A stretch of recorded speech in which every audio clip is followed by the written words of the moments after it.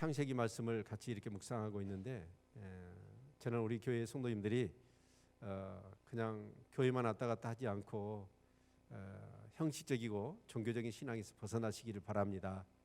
그리고 어떻게 하든지 삶 속에서 이 매일 성경 말씀을 깊이 묵상하며 이 말씀 가운데서 하나님과 교제하고 교통하는 삶이 되셨으면 좋겠습니다. 그런 측면에서 이 성경을 체계적으로 쭉 이렇게 주제 설교가 아니라 말씀을 계속 이어가고 새벽 예배도 그렇고 또 대예배도 그렇고 우리 또 일상의 삶 속에서 이 말씀을 묵상하면서 그 한 말씀을 가지고 성도들이 같이 기도한다는 것은 굉장히 뜻이 깊다라고 생각합니다. 그래서 우리가 창세기 1장부터 11장까지는 온 역사라고 그랬고 12장부터 50장까지는 족장사라고 얘기했습니다. 그렇죠? 그래서 온 역사에 있어서의 중요한 것은 성경적인 세계관을 갖는 겁니다. 그래서 이 세상을 어떻게 볼 것이냐, 사람들을 어떻게 볼 것이냐, 하나님을 어떻게 볼 것이냐, 그리고 내가 어떻게 살아야 될 것이냐 하는 것은 굉장히 중요한 것인데, 그래서 창세기 1장부터 11장에 이 문제 제기라고 하는 이 개념을 이해하지 못하면 평생 성경을 바로 읽을 수가 없습니다. 그래서 이 기독교적 성경적인 세계관이 굉장히 중요해요. 잠언에 이런 말씀이 있습니다. 그 마음이 어떠한즉 그 이인도 그러하다. 그 사람이 어떤 생각을 가지고 있고 가치관을 가지고 있느냐에 따라서 그 사람 됨이 결정된다는 것이죠. 그렇죠? 그래서 여러분 세계관, 이 기독교적인 세계관을 갖는 것. 그래서 첫 번째가 뭐라고 그랬습니까? 창조입니다. 두 번째가 타락이고 세 번째가 구원이고 네 번째가 회복이라는 것입니다. 이 세상을 하나님이 창조했다고 볼 수 있기를 바랍니다. 정말 이 창조적인 그런 신앙을 가지고 산다는 것은 너무너무 중요한 일이라고 생각이 되어집니다. 얼마 전에 이런 일이 있었습니다. 뉴스에도 다 보셨겠지만 한 하사가 직업군인이었던 것 같아요. 그런데 어디 가서 태국인가 어디 가가지고 성전환 수술을 했어. 남자가 여자가 된 거예요. 그리고 이 사람은 계속해서 군에 복무를 하겠다는 것이죠.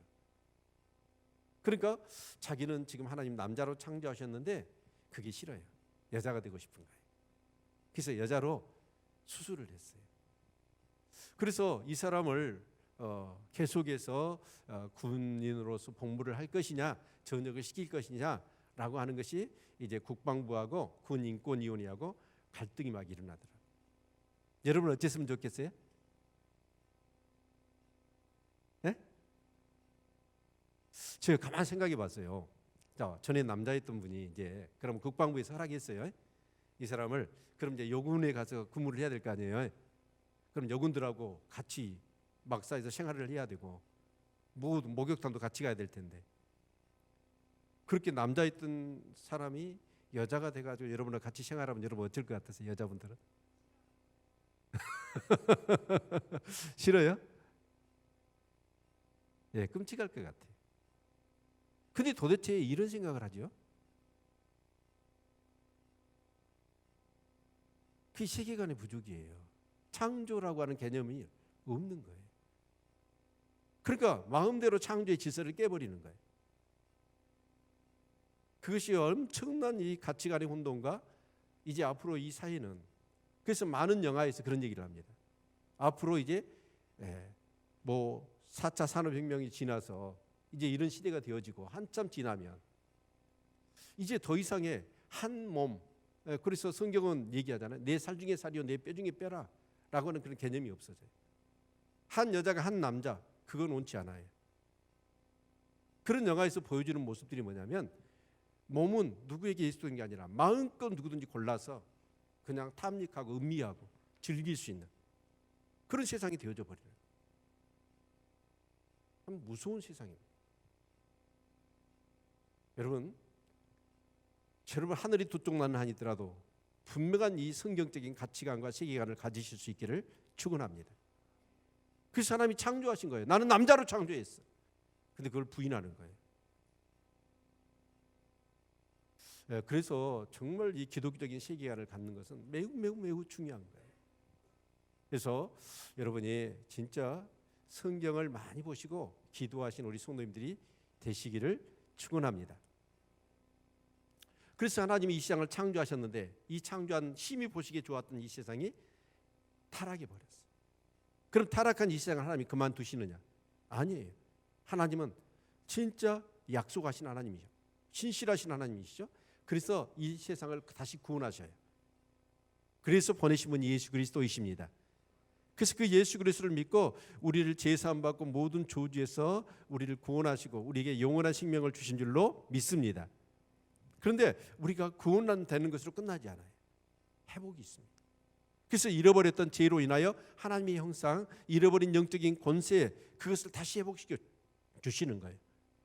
그래서 모든 그런 사단과 그 시야에 있는 악한 영들과 거기에 따랐던 제약된 사람들을 전부 다 음부에 다 집어넣고 이제 온전히 하나님을 신뢰하고 믿고 하나님과의 영적인 생명을 누리는 그런 사람들을 통하여 다시 이 신천지, 새로운 하늘과 새로운 땅, 그리고 그 세상에서 이제는 더 싫은 죄가 없고 어둠이 없고 죽는 것이나 병든 것이 없는 진짜 천국을 이루시는 것이 하나님의 계획인 줄로 믿습니다.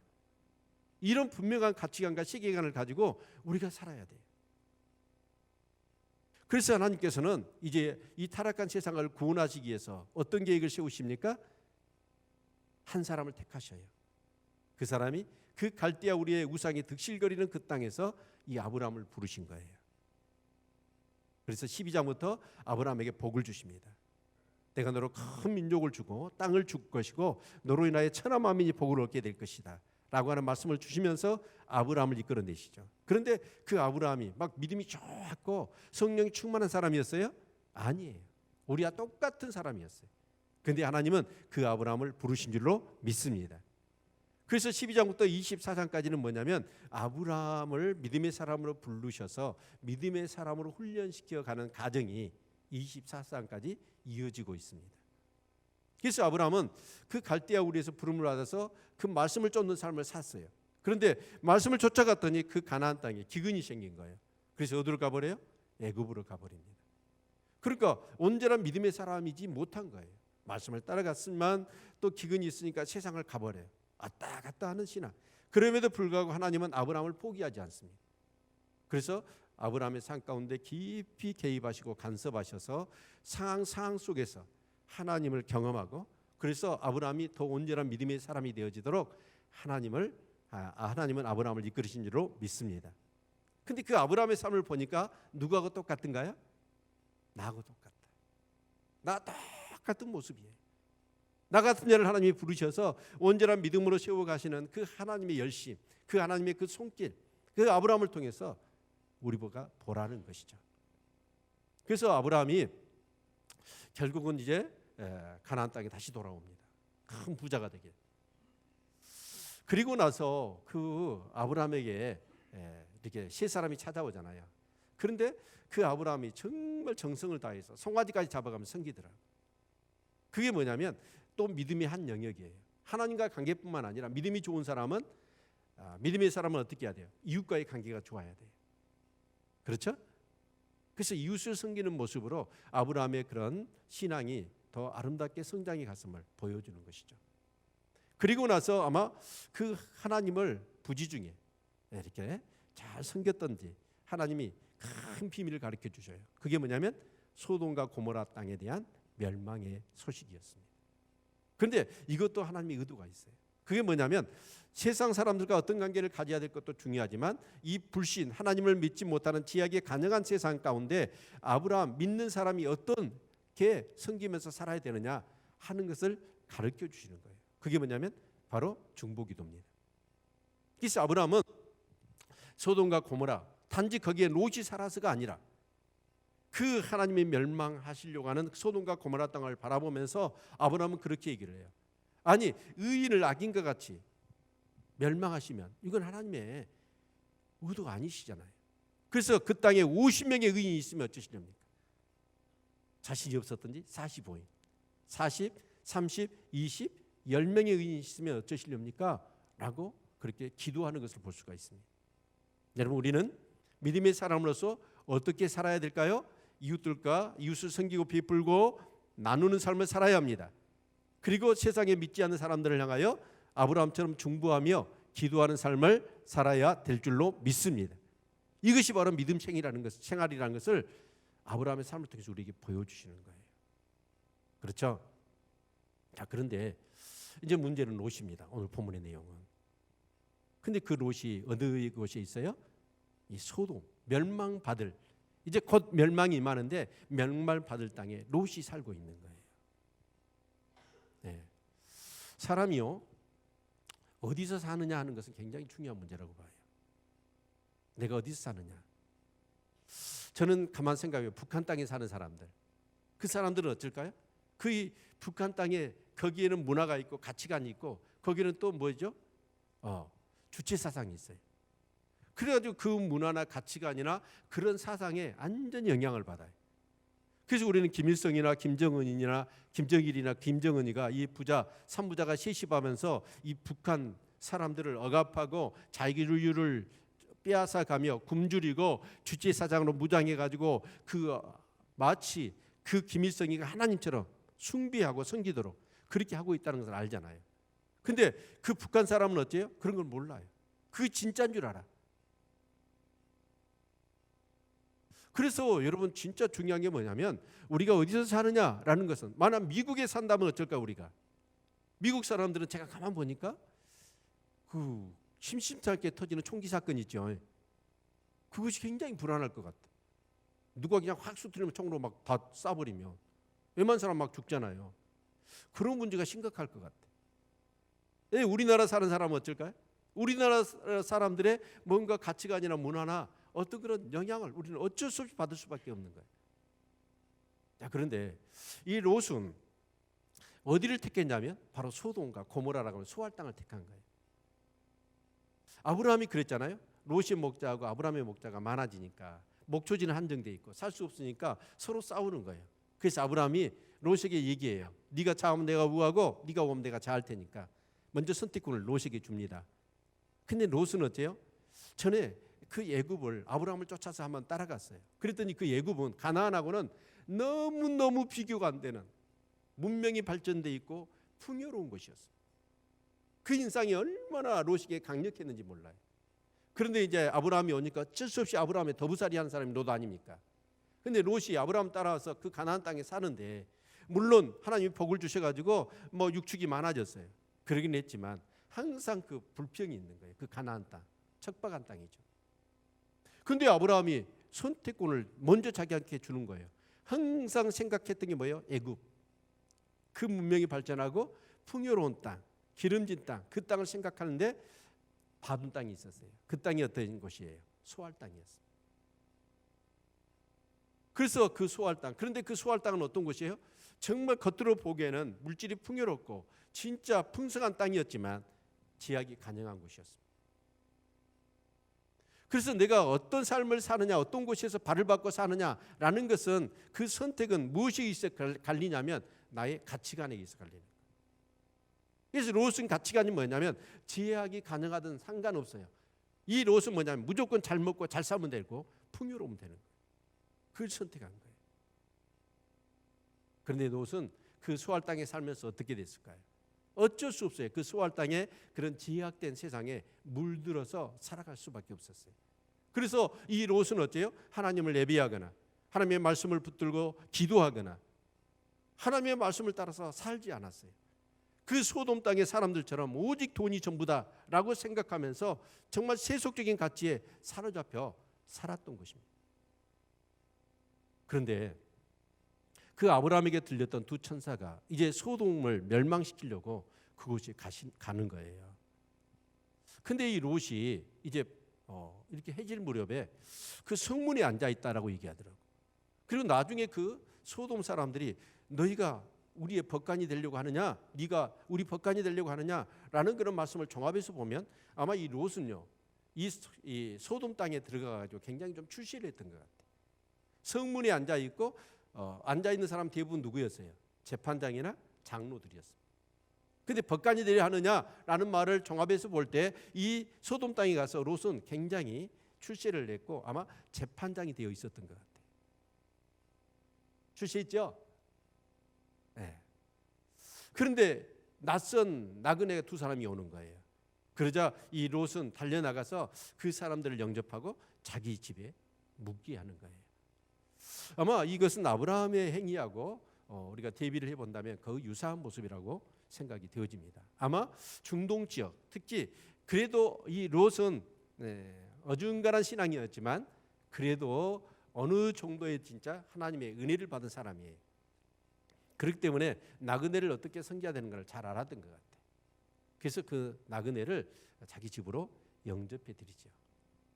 자, 그런데 문제는 뭐냐면 이 소돔 사람들이 그 나그네 두 사람이 이제 이 롯의 집에 들어갔다는 사실을 알게 되고 사람들이 그냥 떼거리로 몰려들었어요. 몰려가지고 그 두 사람을 내놓으라라고 막 협박을 한 겁니다. 그런데 신기하게도 이 롯은 어쩌냐면 그 두 사람을 내놓지 않고 어떻게 이렇게 악을 행하느냐. 그런데 그 사람들이 소돔 사람들이 그 두 사람을 요구하는 이유가 뭐였냐면 바로 그들과 우리가 상관하겠다라는 거였어요. 상관한다는 말은 히브리어는 야다는 뜻이고 아마 영어로 얘기하면 we can have sex with them. 그들과 함께 성관계를 갖겠다는 거예요. 근데 그 롯의 집에 들어간 사람들이 누구예요?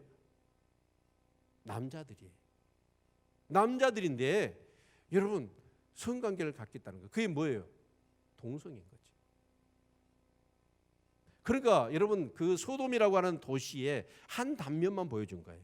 지역의 가능한 요소 중에서 정말 그 한 단면이 뭐냐면 바로 이 동성애적인 요소가 있었다라는 거예요. 여러분 좀 전에 말씀드렸지만 그 하사가 남자인데 성전환을 해요. 여성으로 만들어요. 그런데 그런 것들은 무엇 때문이냐면 제가 볼 때는 하나님의 창조의 질서를 부인하는 악한 영이 역사하는 것이죠. 동성애도 마찬가지입니다. 여러분 생각해 보세요.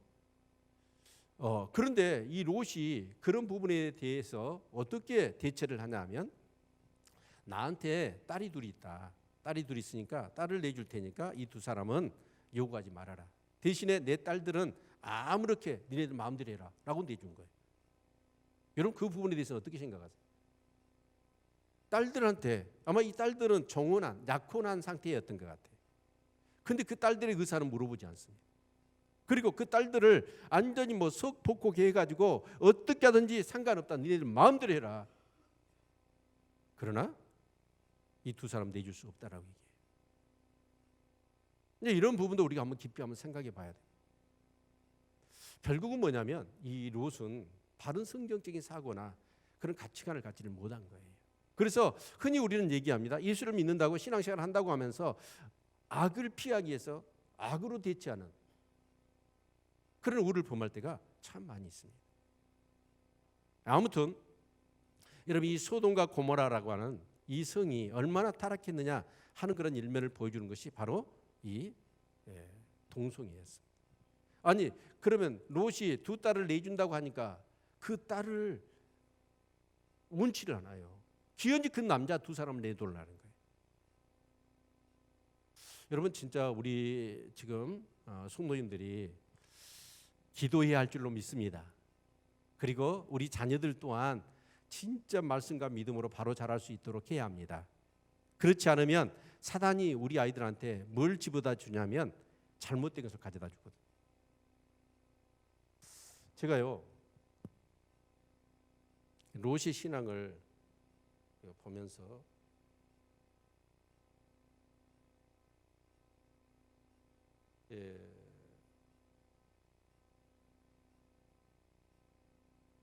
롯의 신앙을 보면서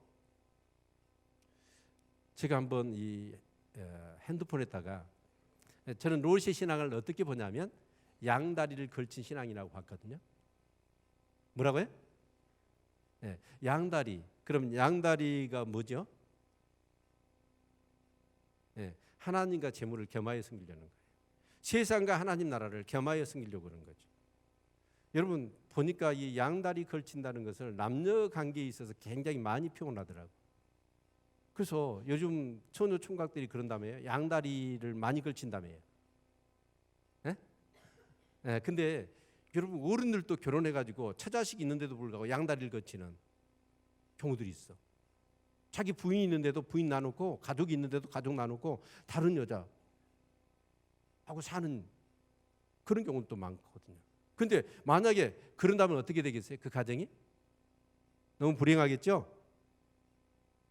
불행이 안 불행해요? 네, 불행해요. 그래서 제가 인터넷을 쳐봤어요. 양다리 걸친 신앙. 그랬더니 어떤 사람이 이런 글을 올려놨더라고요. 자, 한번 들어보세요. 제가 지금 불교 믿어요. 하지만 전에 믿었던 종교가 기독교예요. 제가 집안이 기독교 집안이에요. 하지만 이제 다시 기독교인이 되어야 하고 교회에 안 나간 지 오래돼서 기독교로 전향하려 하는데 해도 되나요? 아니면 기독교, 불교 둘 다 믿을까요?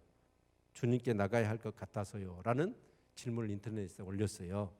그랬더니 거기 댓글이 몇 개가 붙었어요. 제가 읽어드릴게요. 예, 돌아가도 됩니다. 또 기독교로 돌아갔다가 아니면 아니다 싶으면 다시 불교로 돌아가도 됩니다. 그리고 기독교 믿어도 반드시 교회에 다녀야 하는 것은 아닙니다. 사정이 안 되면 그냥 형편대로 틈틈이 성경 읽고 기도하고 그러세요. 또한 댓글은 종교는 이미 안심을 받으러 가는 곳입니다. 욕심을 채우러 가는 분들이 많이 있죠. 종교는 천국과 지옥을 이야기하는 것은 인간을 협박하기 위한 것입니다. 어느 곳이든지 좋은 말을 배워 실천하여야 종교이지 실천 못하면 어딜 가든 헛가는 것입니다. 또 세 번째 댓글은 하나님께서는 그렇게 왔다 갔다 하는 신도는 좋아하시지 않습니다. 그냥 이리저리 옮기지 마시고 한 가지 진득하게 믿으세요. 어차피 구원은 어려울 것 같습니다.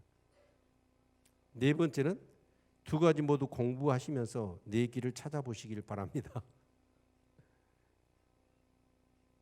다섯 번째는 네, 상관없습니다. 종교는 누군가 하라고 해서 하는 게 아니고 내가 좋아서 하는 것이니까요.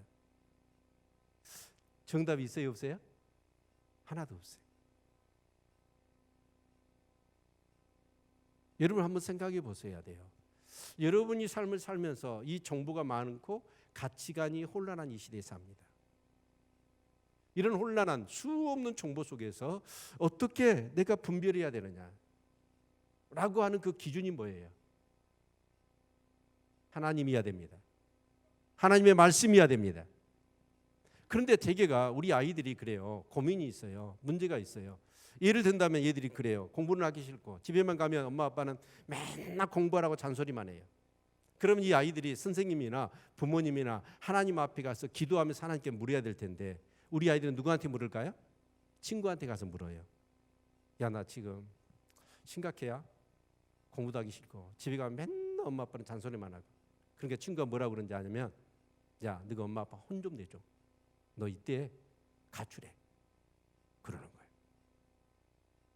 가출하면 될까요, 안 될까요? 네? 가출하면 되지. 여러분 사단이요 기다리고 있어요. 득달같이 달려들어서 여러분 가운데 온갖 세속적인 것들로 다 뒤집어 씌울 거예요. 그런데 여러분 여기 보니까 우리 친구들은 뭐냐면 또 우리 성도들도 마찬가지예요. 진짜 하나님 앞에 엎드려서 하나님의 말씀 속에서 답을 찾아내고 그런 모든 상황들을 분별해내면서 진짜 하나님이 원하시는 뜻을 추구해야 될 텐데 그 하나님과 인격적인 영적인 깊은 그런 관계가 되어져 있지 않는 분들 그런 분들은 가로가 어째요? 이렇게 인터넷을 보거나 세상의 어떤 그런 가치나 그 기준을 따라서 행동해 버리는 것이죠.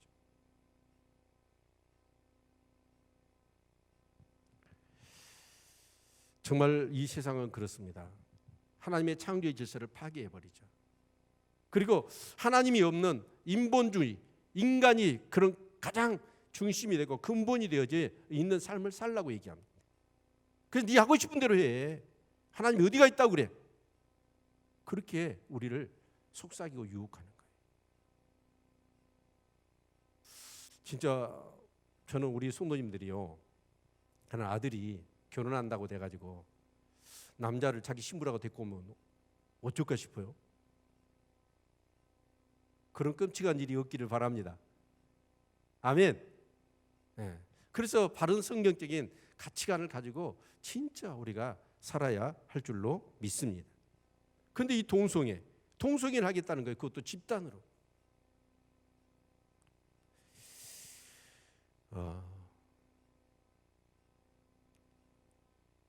사랑하는 성도 여러분, 이 말씀을 통해서 우리가 기억해야 될 것은 뭐냐면 죄라는 개념을 우리가 한번 생각해 봐야 됩니다.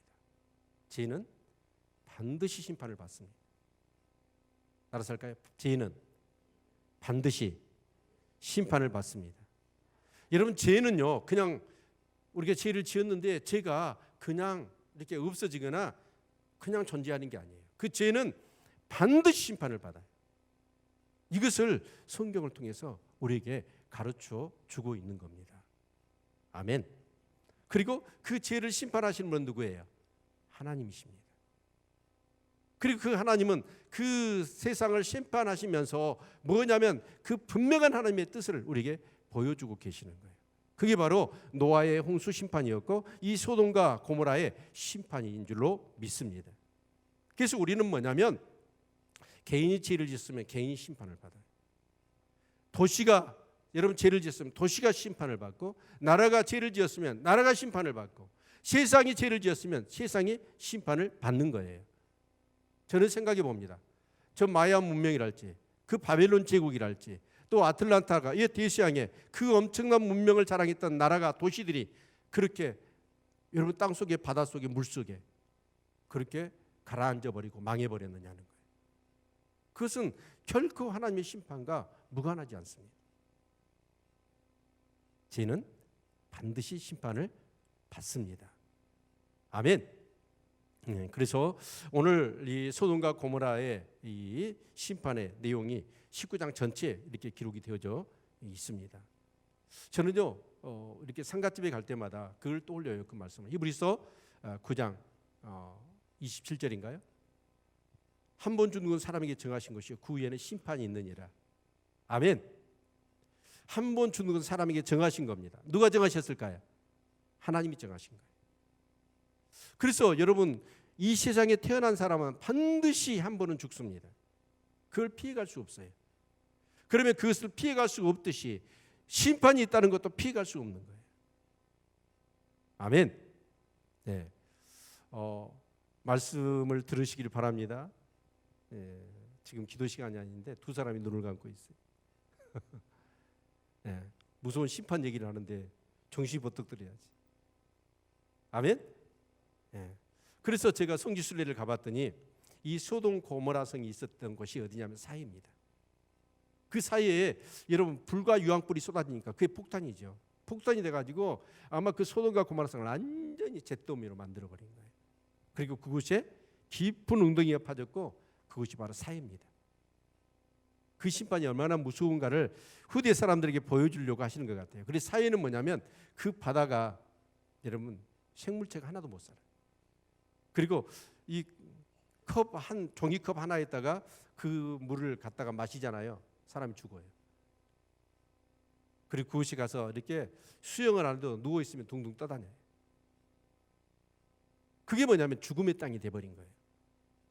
하나님의 심판이 얼마나 무서운가라는 것을 우리에게 보여주고 있는 것이라고 할 수가 있을 것입니다. 그런데 여러분, 이 소돔과 고모라에 머물러 있어서는 어떻게 된가요? 여러분, 거기에는 여러분 뭐 그 사람이 착한 여찬이 상관없습니다.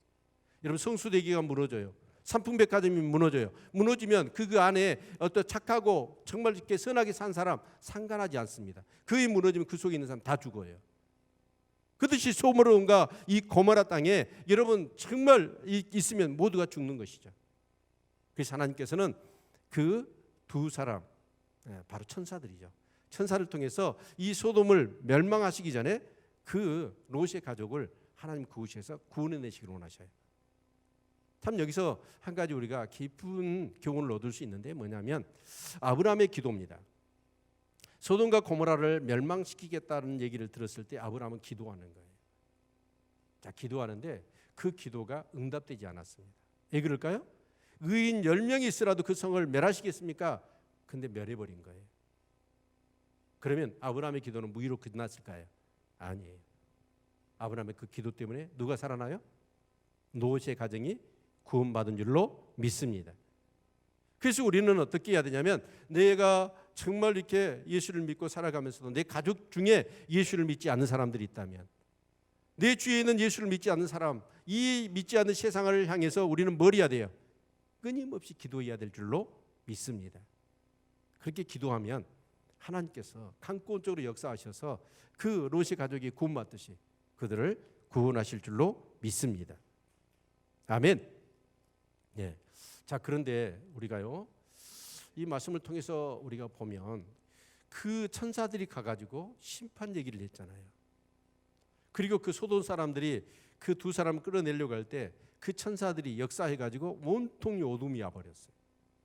그런 놀라운 일이 일어났는데도 불구하고 롯과 롯의 가족들은 어쩌냐, 심판의 이 소식을 믿었을까요, 안 믿었을까요? 우리 12절부터 한번 볼까요?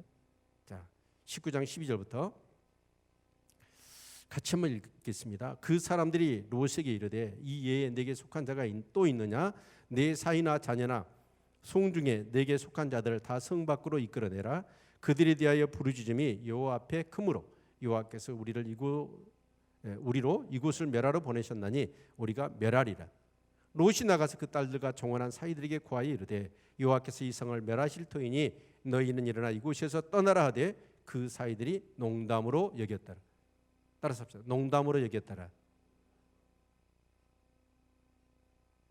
의외로 우리 가족들 중에, 교회를 다니는 사람들 중에 여러분 천국과 지옥 얘기하면 그거요, 심판 얘기하면요 농담으로 여기는 사람이 있어요.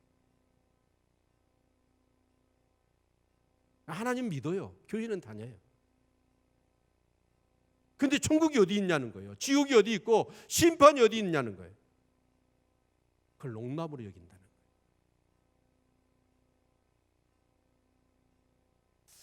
여러분 2차 세계대전에 미국이 히로시마하고 나가사키에다가 원자폭탄을 투여하려고 그랬어요. 근데 2달 전부터 미군은 어마어마한 유인물을 뿌렸습니다. 수억 장을 뿌렸다고 그래요. 이 도시에 큰 재앙이 있을 거니까 빨리 피하라고. 폭탄이 떨어진다고. 근데 그 삐라를 주워들어서 그것을 믿고 떠난 사람은 구원받았어요. 근데 그걸 농담처럼 여겼던 사람은 어떻게 됐을까요? 다 원자폭탄에. 그 원자폭탄은 무서운 거예요. 이런 파편이 튀어서 죽는 게 아니라 완전히 열이 그냥 불이 쓸어버리는 거예요. 다 녹아버립니다. 쇠도. 그런데 사람들이 뭐냐면 농담으로 여긴 거예요. 오늘 많은 여러분 크리스찬들이 교회를 다니면서도 진짜 신앙생활을 잘하는 사람들이 있어요. 그런데도 불구하고 천국과 지옥과 심판에 대해서는 하나님의 말씀에 대해서 농담으로 여긴다는 거예요. 노아 홍수 때도 그랬잖아요. 그렇게 120년 동안 산 위를 방귀를 쥐면서 진짜 비웃고 조롱했어요. 너희들은 뭐 때문에 배를 짓느냐? 하나님이 심판하신다. 그랬더니 사람들이 뭐라고 그랬어요? 농담으로 여겼어요. 그래서 오직 여러분 노아의 가족 외에는 다 홍수 심판에 멸망을 당한 겁니다. 여러분 천국과 지옥이 있어요. 하나님은 심판하십니다. 하나님은 정확한 분이에요. 1.1획도 변함이 없어요. 꽃은 여러분 마르고 풀은 마르고 꽃은 시들지만 하나님 말씀은 영원한 줄로 믿으시기를 바랍니다. 왜 우리가 성경을 많이 봐야 되냐? 이 성경을 보면서 그걸 알라는 거예요. 하나님의 그 약속이, 하나님이 하신 말씀이 언제 한번 농담처럼 안 지켜진 것이 있더냐는 거예요. 하나님 말씀은 정확하게 지켜졌습니다. 역사를 통해서 우린 그걸 확인하지 않습니까? 그 사이들은요 농담으로 얘기했어요. 그런데 15절 보면 동떨 때 천사가 롯을 제쳐가에 거르되 일어나 여기 있는 내 아내와 두 딸을 이끌라. 이 성의 지약 중에 함께 멸망할까 하노라. 그러나 롯이 지체하며 그 사람들이 롯의 손과 그 아내의 손과 두 딸의 손을 잡아 인도하여 성 밖에 두니 여호와께서 그에게 인자를 더하심이었더라. 여러분 롯과 롯의 아내와 그 두 딸도 뭐예요? 천사들은 지금 다급해 죽겠어. 지금 곧 멸망을 받을 거예요. 유황불이 쏟아질 거예요. 근데 지체하는 거예요. 지체했다는 게 뭘까요? 아니 원자폭탄이 떨어질 줄 알면 지체할 수 있어요, 없어요? 없지요. 진짜 하나님의 말씀을 그대로 진짜로 믿는다면 거기서 지체하겠습니까? 지체할 수가 없는 거죠. 여러분 이 세상은 심판받을 겁니다. 어째 아멘을 싫으시죠? 요즘 사람들은 천국과 지옥 설교를 제일 싫어한대. 지옥 설교하면 더 싫어한대. 왜 그런 줄 아세요? 자기가 지옥 갈 것 같으니까. 여러분 기억하셔야 돼요. 어느 한 순간에 하나님의 여러분 장대비가 쏟아지듯이 깊은 샘들이 터지듯이 그리고 방주의 문은 이미 닫혀버려요. 구원받고 싶어도 문이 닫히면 그 문은 열려지지 않습니다. 여러분 하나님의 말씀을 여러분 믿으실 수 있기를 축원합니다. 아멘. 그래서 17절 요절 말씀인데요. 우리 같이 한번 읽어볼까요? 자, 한 목소리 소리내서 17절 같이 읽기요. 시작. 그 사람들이 그들을 밖으로 이끌어낸 후에 이르되 도망하여 생명을 보존하라. 돌아보거나 들에 머무르거나 하지 말고 산으로 도망하여 멸망함을 면하라. 자, 롯과 가족들이 안 가니까 두 천사가 막 손을 이끌어가지고 그 성에서 끄집어냈어요. 그러면서 하는 얘기가 뭐냐면 뒤로 돌아보지 마. 그리고 절대로 머뭇거리지 마. 빨리 도망가. 그랬다고요. 그런데 우리가 너무나 잘 알죠. 뒤로 돌아본 사람이 있었지요. 누구예요? 롯이 아니에요. 지금까지 자신들이 쌓아놨던 모든 재산이 불타버리는 거예요. 너무 아까운 거예요. 그래서 자기도 모르게 돌아봤어. 그때 소금기둥이 돼버린 거예요. 결국 하나님 말씀을 온전하게 믿지 않는 거예요. 온전하게 믿지 않으니까 여러분 뭐 합니까? 농담으로 여기거나 지치하거나 뒤로 돌아본 거예요. 정말 우리 사랑하는 성도님들 롯과 같이 양다리 걸치고 있다면 여러분 빨리 거기서 벗어날 수 있기를 바랍니다. 아멘. 머뭇거리지 않기를 바랍니다. 거기서 빨리 빠져나와야 돼. 롯의 모습을 통해서 오늘 우리에게 하나님은 그 말씀을 하시는 거예요. 그런데 아마 이 양다리 신앙이라고 하는 이런 내용의 근거에 본다면 여기서 자유로울 수 있는 사람이 누가 있을까요? 거의 없을 겁니다. 왜냐하면 우리는 끊임없이 사단의 유혹 그리고 오늘 시대의 문명이 우리에게 끊임없이 요구합니다. 뭐라고 얘기합니까? 하나님과 재물을 겸하여 섬기라고 얘기해요. 세상과 하나님 나라를 겸하여 섬기려고 하는 유혹을 우리에게 가져다 주는 거예요. 그런데 그것은 있을 수 없다는 얘기입니다. 공존이 있을 수 없는 공존이 우리 심령 안에 지금 있는 거예요. 세상과 하나님 나라, 물질과 하나님이라고 하는 그 공존할 수 없는 빛과 어둠이 공존할 수 없는데 그것을 같이 섬기려고 하는 마음들이 우리 안에 있는 거예요. 그 신앙은 심판받습니다. 멸망받습니다. 지옥 갈 수밖에 없는 거예요. 아멘. 여러분 빨리 여러분 양다리 가랭이 찢어지기 전에 여러분 세상에 썩어질 것에 무너질 것에 멸망받을 것에 혹시라도 내가 마음을 두고 있거나 거기에 발을 들어놓고 있거나 거기에 뭔가 우리의 가치를 두고 있다고 한다면 여러분 그거에서 벗어날 수 있는 우리 성도님들이 되시기를 축원합니다. 아멘. 그런데 그럴 수 있는 방법은 우리가 가치관이 바로 서 있다 할지라도요 수없이 우리는 넘어져요. 여러분 소돔과 고모라가 죄 때문에 멸망받잖아요.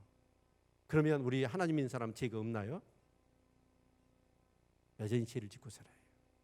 근데 그 소돔과 오늘 우리가 다른 이유는 여러분 죄라는 건 똑같아요. 가령 이렇게 얘기해 봅시다. 본죽집에 갔어요. 좀 속이 좀 그래서 맛있는 죽을 한 그릇 먹고 싶어가지고 죽을 시켰어요. 그런데 그 죽이 맛있게 나왔는데 딱 봤더니 파리가 한 마리 푹 삶아져서 나왔네.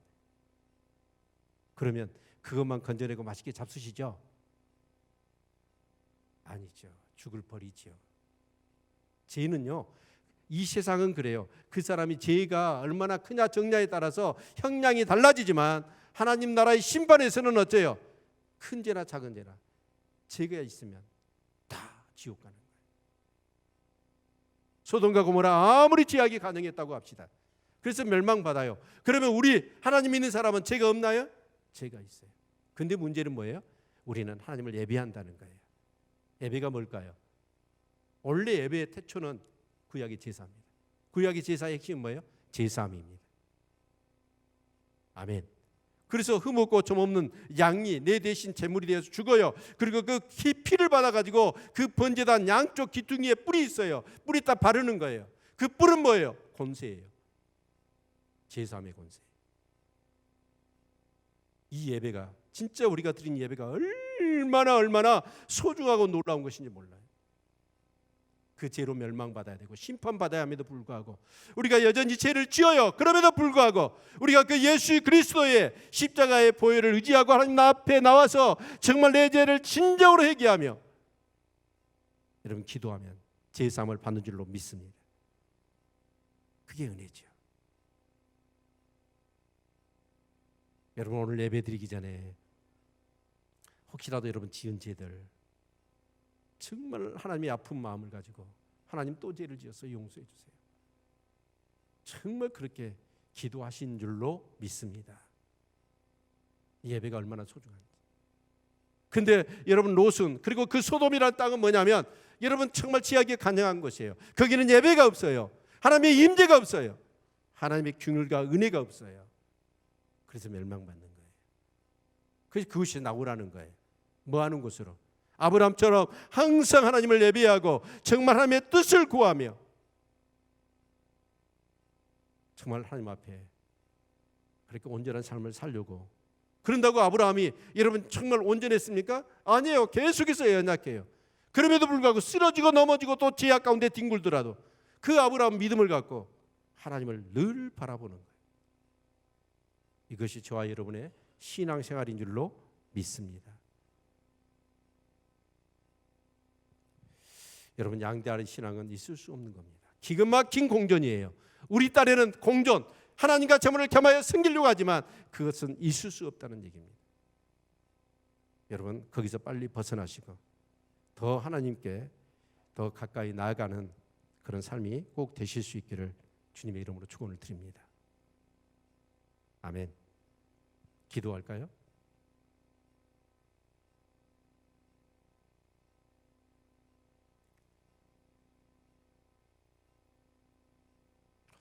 여러분 교회는 다녀요. 특별한 일이 없으면 교회는 나와요. 예배는 드려요. 직분도 받았어요. 봉사도 하고 희생도 할 줄 알아요. 근데 우리의 가치관은 세상에 있는 거예요.